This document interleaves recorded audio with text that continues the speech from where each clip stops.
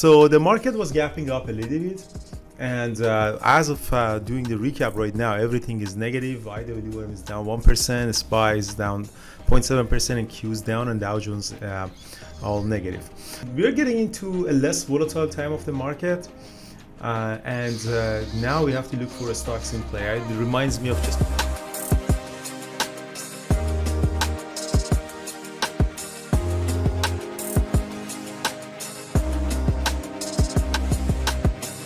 Alrighty, good morning everybody. Welcome to another episode of Financial Tightening, meaning that we are all going to get a little bit less poor by Federal Reserve. So the market was gapping up a little bit, and as of doing the recap right now, everything is negative. IWM is down 1%, SPY is down 0.7%, and Q is down, and Dow Jones all negative. So we're getting into a less volatile time of the market. And now we have to look for stocks in play. It reminds me of just pre-pandemic. Back in 2018 and 19, we didn't have a lot of volatility in the market, but we had to be on the scout for really good trading opportunity for single individual stocks. So the stock in play today was CRM and NEO. I traded CRM, unfortunately not very successfully. So this one was a company that are gapping up for the good earning yesterday.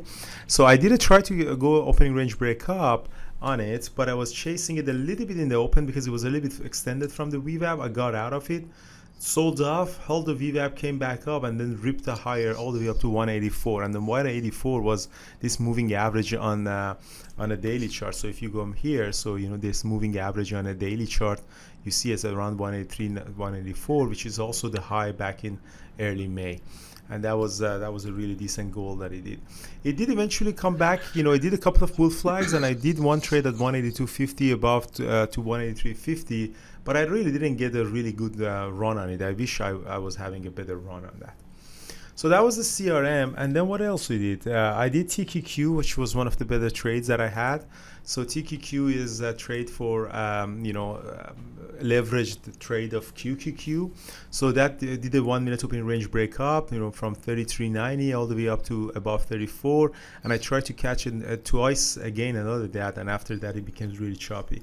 So so that was one trade that I did. So that went long and added more in here for the next pop. So that was a really nice trade. And then I had two small ones that I got stopped out here as well. I eventually ended up profit on the TQQ. And AMD, same thing, you know, same move on AMD.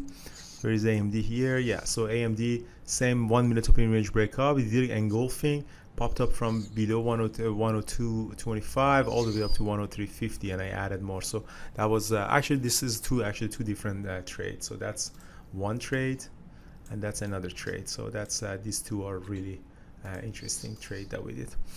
And yeah, that was it pretty much for me. What else did I do?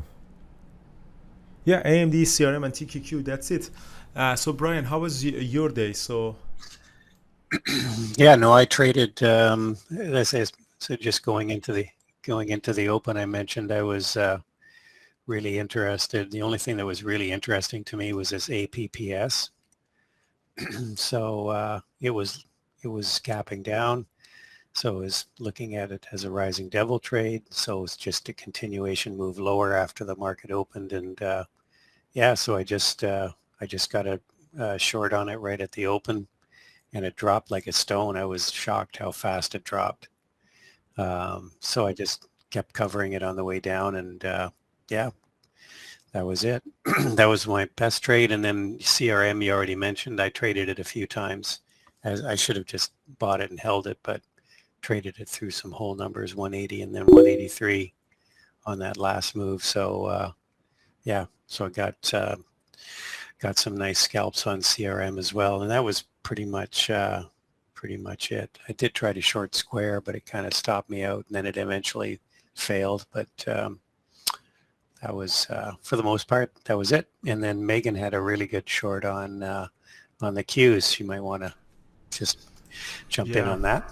Yeah. No, I have it. So I actually put that. Megan, go ahead. Yeah, so I was looking at Qs at this daily level around 311.62, and this morning it paired really well with R3.